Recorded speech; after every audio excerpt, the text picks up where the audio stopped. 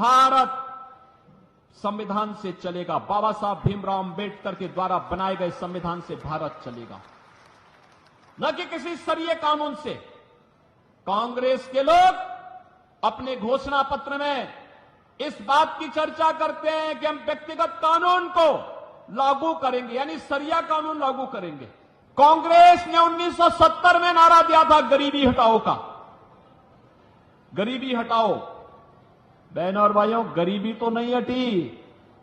हां, एक परिवार को देश के संसाधनों को लूटने की पूरी छूट मिल गई थी। पूरी छूट मिल गई थी। चाहे वह परिवार दिल्ली में रहा हो, चाहे वह परिवार सफाई का रहा हो, ये लूटते थे, अराजकता फैलाते थे। और डॉक्टर मनमोहन सिंह जी ने तो जब प्रधानमंत्री थे उस समय उन्होंने क्या कहा था? उन्होंने कहा था कि देश के संसाधनों पर पहला अधिकार मुसलमानों का है, तो हमारा दलित कहां जाएगा, पिछड़ा कहां जाएगा, एक खड़गवंशी कहां जाएगा, पाल कहां जाएगा, सैनिक कहां जाएगा, गरीब कहां जाएगा, किसान कहां जाएगा, माताएं और बहनें कहां जाएंगी, नौजवान कहां जाएंगे? देश के अंदर कांग्रेस जाति के नाम पर, क्षेत्र के नाम पर, भाषा के नाम पर बांटती रही।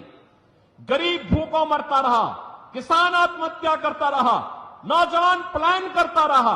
और एक कांग्रेसी और उनके सहयोगी दलों को आज जो इंडी गठबंधन के रूप में आपके पास आए हैं, बहनों और भाइयों, ये देश के साथ गद्दारी किए हैं और फिर गद्दारी करने के लिए अपने झूठे घोषणा पत्र के साथ आपके पास आए हैं।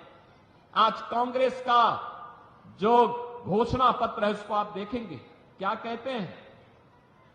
कहते हैं हमारी अगर सरकार बनी तो हम सरिया कानून लागू कर देंगे। आप बताओ, ये देश बाबा साहब भीमराव अंबेडकर के द्वारा बनाए गए संविधान से चलेगा या किसी शरीयत से चलेगा?